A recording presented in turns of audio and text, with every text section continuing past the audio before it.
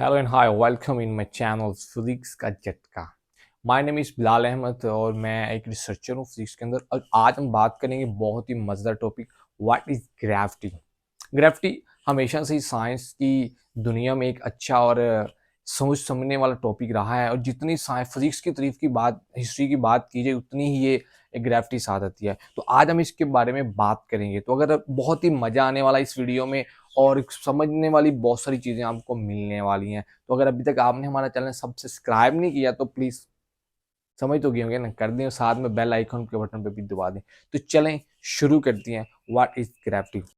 अगर हम देखें, जो हमारे पास चार तरह की फंडामेंटल फोर्सेस पाई जाती हैं और ये ऐसी फोर्सेस हैं जो साइंटिस्ट समझते हैं कि हमारे यहाँ कोई भी एक्शन रिएक्शन, कोई भी काम, सूरज का सूरज की ज़मीन का घूमना, चांद का घूमना, हमारा उठना बैठना, कोई भी एक्शन हम जो परफॉर्म करते हैं वो इन चार फोर्सेस की वजह से होता है, जिनमें सबसे पहले ग्रेविटी के नाम आते हैं, फिर इलेक्ट्रोमैग्नेटिक फोर्स है, स्ट्रॉन्ग न्यूक्लियर फोर्स है और वीक न्यूक्लियर फोर्स है। ये चार फोर्सेस रिस्पॉन्सिबल है हमारे कोई भी एक्शन और रिएक्शंस की। लेकिन आज हम बात करेंगे व्हाट इज ग्रेविटी। ग्रेविटी के बारे में बात करेंगे। तो अगर हम इसकी थोड़ी हिस्ट्री जानने की कोशिश करें तो सबसे पहले जो थ्योरी हमें फिजिक्स के अंदर ग्रेविटी के ऊपर मिलती है वो है हमारे पास अरिस्टोटल्स की थ्योरी। अरिस्टोटल एक अच्छा फिलोसफर था, that was a great philosopher of that time. उसकी जो थ्योरी है उसकी अकॉर्डिंग है the objects are falling relative to their masses, कि जो भैया हमारे पास जिसाम नीचे आते हैं, गिरते हैं, वो मैसेज के रिलेटिव होते हैं। यानी जिसका मैस ज्यादा होता है वो जल्दी नीचे आता है, जिसका मैस कम होता है वो देर से नीचे आता है। ये थ्योरी थी उस वक्त है। ये भी 1600 से पहले 15वीं सदी की ही बातें अभी चल रही हैं। लेकिन इस थ्योरी को एक रॉन्ग साबित किया साइंस में। ये कि कोई एक्सपेरिमेंट या कुछ करके हम किसी थ्योरी को रॉन्ग या प्रूव साबित करते हैं, तो इस थ्योरी को जो रॉन्ग साबित किया वो हमारे गैलीलियो साहब ने पीसा के ऊपर जो टावर्स है उन पे ये एक्सपेरिमेंट परफॉर्म किया। एक्सपेरिमेंट ये था कि उन्होंने दो ऑब्जेक्ट्स लिए डिफरेंट मैसेज के और उनको उन्होंने उसके ऊपर से सेम टाइम के ऊपर उनको फॉल करवाया। और जब फॉल करवाया तो जो ऑब्जेक्ट्स नीचे आए तो उन्होंने फिर उसका टाइम देखा तो दोनों ऑब्जेक्ट सेम वक्त में सेम टाइम पे नीचे आए। हालांकि एक ऑब्जेक्ट बारी था, एक लाइट ऑब्जेक्ट था। तो इस बात ने ये प्रूव किया कि जो हमारी चीजें हैं, जो हमारी नीचे गिरने की जो चीजों की एबिलिटी, वो मैसेज पे डिपेंड नहीं करता। तो इसके बारे में भी ये थ्योरी आ गई कि यार मैसेज भारी हो या हल्का हो तो जो चीजें नीचे गिरेंगी, doesn't depend upon what the message is, high और light, don't depend upon that. तो इसी को अभी हमारे पिछले एक दो सदी में जब हमारे सबसे पहले चांद के ऊपर जो हमारे फिजिसिस्ट गए थे, उन्होंने वहां पे भी परफॉर्म किया। उन्होंने एक हैम्बर लिया और एक पढ़ लिया, उसको चांद की सरजमीन पे भी फॉल करवाया। और मजेदार बात क्या है कि वहां पे भी जो पर है और जो हैम्बर है वो बिल्कुल एक ही टाइम में चांद की सरजमीन पे, यानी वहां पे भी जो कंसेप्ट है, वहां पे भी जो ग्रेविटी का कंसेप्ट है, क्योंकि ग्रेविटी तो ओवरऑल सारी है, वहां पे भी मैसेज के ऊपर डिपेंड नहीं करती। तो ये बात उसी अभी तो इस तरह जो हमारे अरिस्टोटल से उनका जो थ्योरी थी वो रॉन्ग प्रूव हो गई। लेकिन अभी तक हम इस सेंस को समझ नहीं पाए ग्रेविटी को, ग्रेविटी क्या है इसके बारे में अभी इतना हमें पता नहीं है। सिर्फ जस्ट ये है कि भाई मैसेज पे डिपेंड नहीं करती। तो इस प्रॉब्लम को सॉल्व किया हमारे फेमस साइंटिस्ट, अगर हम उनको फिजिक्स ऑफ द सेंचुरी या फिजिक्स का सुपरस्टार कहीं तो गलत बात नहीं होगी, sir Isaac Newton. He was a great mathematician, mathematics और ग्रेट मीन उन्होंने हर एक फील्ड में अपना लोहा मनवाया। तो उनकी बात वो एक मशहूर उनके बारे में है कि वो अपने एप्पल सेब के गार्डन में बैठे हुए थे और अचानक ये हुआ कि उनके जो दरख्त है उस जहाँ बैठे थे वो सोच रहे थे कायनात के बारे में, कायनात कैसे काम करती है, जैसे साइंटिस्ट होते हैं वो सोचते ही रहते हैं। तो अचानक क्या हुआ कि एक सेब है वो गिरा, उनके सर पे पड़ा।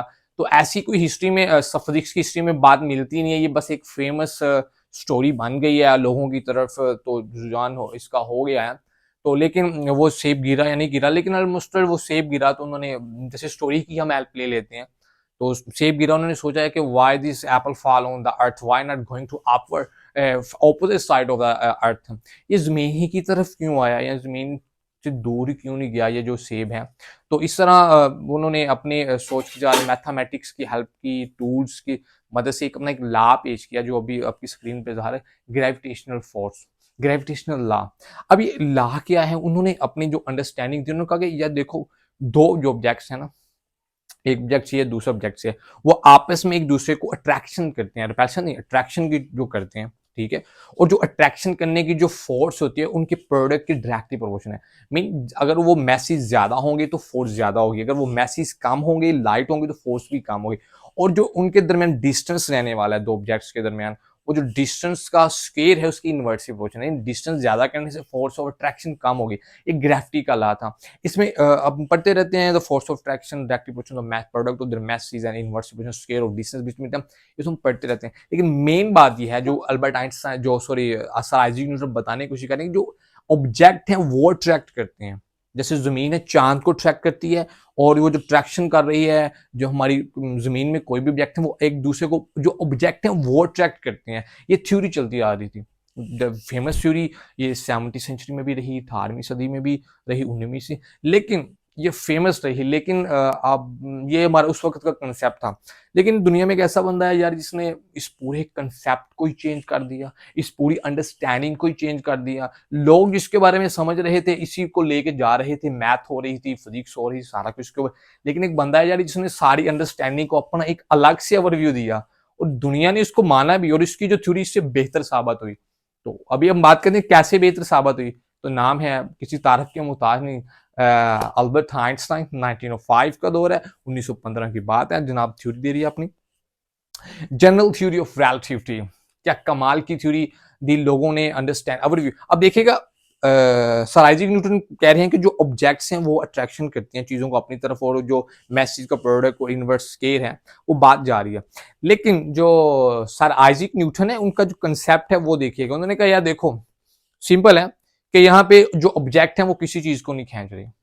लोगों ने कहा भाई ऑब्जेक्ट नहीं खींच रही तो क्या है, तो ग्रेविटी की चीजें तो नीचे आती हमें नजर आती हैं। उन्होंने कहा देखो यार, अभी आपको ऊपर स्क्रीन के ऊपर एक रबड़ शीट है, सपोज करेंगे हमारे पास एक रबड़ शीट्स है, ठीक है। और जैसे वो बच्चे हैं वो जो जंपिंग वगैरह जहाँ पे हम करते हैं, जैसे हम, ठीक है, वो रबड़ शीट को अगर हम एक बारी ऑब्जेक्ट रखें तो उसके अंदर एक कर्व पैदा होगी, ठीक है।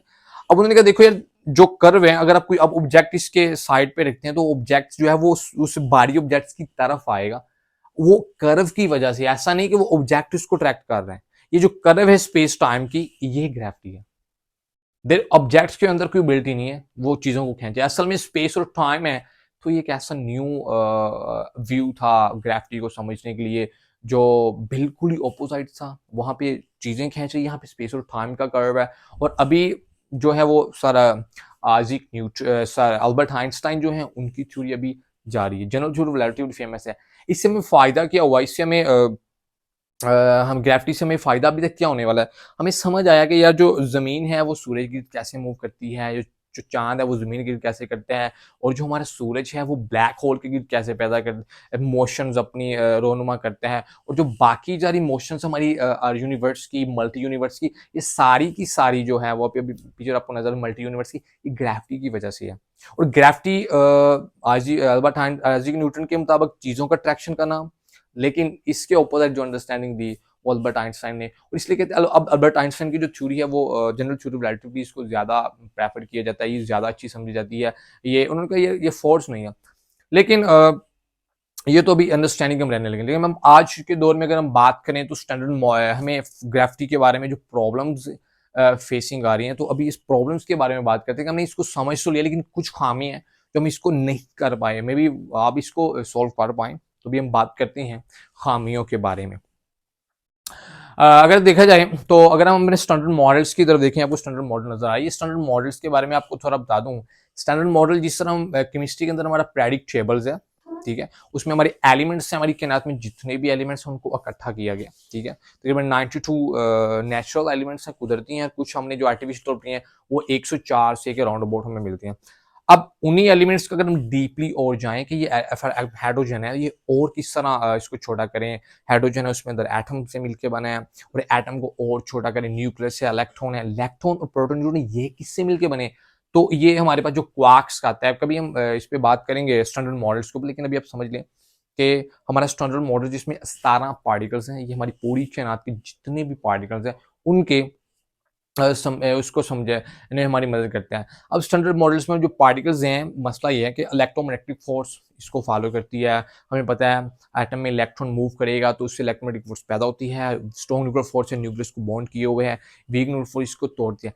लेकिन there is a problem, gravity के बारे में हम समझ नहीं पाते। जब हम छोटे लेवल्स पे आते हैं तो ग्रेविटी के बारे में हमारा जो कंसेप्ट है वहाँ पे ग्रेविटी हमें मिलती नहीं है। बड़ी चीज़ों पे जाए तो ग्रेविटी है, बट क्वेश्चन है कि व्हाट इज़ अ सब atomic particle of gravity, gravity की किससे मिलके बनी है, ग्रेविटी कहाँ से, अभी हमारे पास एक ग्रेविटेशन फोर्स की लेयर्स को हमने प्रूव किया है हबल टेलीस्कोप की मदद से, लेकिन ये किससे मिलके बनी, इसका सोर्स क्या है, ग्रेविटी रियल में क्या, मे बी कोई और बंदा इससे अच्छी सेंस दे अभी। लेकिन हम प्रॉब्लम्स हैं अगर बिकॉज हम क्वांटम मैकेनिक्स को और जनरल थ्योरी ऑफ रिलेटिविटी को आपस में कंबाइन नहीं कर पा रहे। जनरल थ्योरी ऑफ रिलेटिविटी में जाते हैं तो ग्रेविटी रहती है, लेकिन जब हम छोटे लेवल पे आते हैं तो वहां पे ग्रेविटी नहीं रहती। तो यहाँ पे बहुत प्रॉब्लम्स हैं हम कर पा रहे हैं। लेकिन हमने जितना भी समझा इससे हमने बहुत फायदा लिया साइंस की नॉलेज में, लेकिन मे भी इसको हम सोल्व कर पाए, कोई ऐसा बंदा जो अंडरस्टैंडिंग देगी इससे बेहतर, जो हम क्वांटम मैकेनिक्स और जनरल थ्योरी को मिला के हम जैसे स्टीफन हॉकिंग का वांट सी अल्बर्ट आइंस्टाइन चाहते थ्योरी ऑफ एवरीथिंग बना पाए, तो मे भी बना पाए। तो अब मैं ज़रा अपनी इस सारी डिस्कशन को थोड़ा समराइज़ कर देता हूँ। हमने सबसे पहले जाना यार, जो ग्रेविटी है वो फंडामेंटल फोर्सेस में से सबसे जो पहली फोर्स है वो ग्रेविटी है, जो हमारी पूरी कायनात को, पूरी गुरमा जो हमारी यूनिवर्स है उसको समझने में मदद देती है, ठीक है। सबसे पहली थ्योरी इसमें थी अरिस्टोटल्स की जो चीज़ें हैं वो मैथ्स जिसका ज़्यादा वो जल्दी नीचे आएगा, इसको रॉन्ग प्रूव किया ग्लैलियस ने अपने एक्सपेरिमेंट से वो फीसा पे, और इसको हमने प्रूव किया चांद के ऊपर भी, तो वही उनकी बात सही। तो जो मैसेज पे ग्रेविटी डिपेंड नहीं करती, ठीक है। और उससे अच्छा जो ओवरव्यू था सर आइजैक न्यूटन का, कि जो चीज़ें हैं वो अट्रैक्शन करती हैं और उनके प्रोडक्ट और डिस्टेंस के इनवर्स प्रोपोर्शन हो जाना। लेकिन जो फिर 1915 में general theory of relativity Albert Einstein का कंसेप्ट हमने देखा कि वहाँ पे किस किस तरह की हमने किस तरह जो है ग्रेविटी स्पेस और टाइम कर्व का नाम है, ये चीज़ें तो नहीं क्या है इस चीज़ को, ये हमने जाना। और लास्ट पे फिर हमने इसकी प्रॉब्लम्स देखी कि यार ग्रेविटी बड़े लेवल पे तो हमें समझ में आती है, लेकिन छोटे लेवल पे हमें ग्रेविटी, जब एटम की बात करते हैं तो ग्रेविटी यहाँ पे नज़र नहीं आती। तो ये there is real problem. So so I hope you all will understand what's the meaning of gravity, what is the history of gravity, and what is the problem and what is the future of gravity. So all of you think understand in the one video. So if you're not subscribed my channel, please subscribe my channel, and thank you, and goodbye all of you.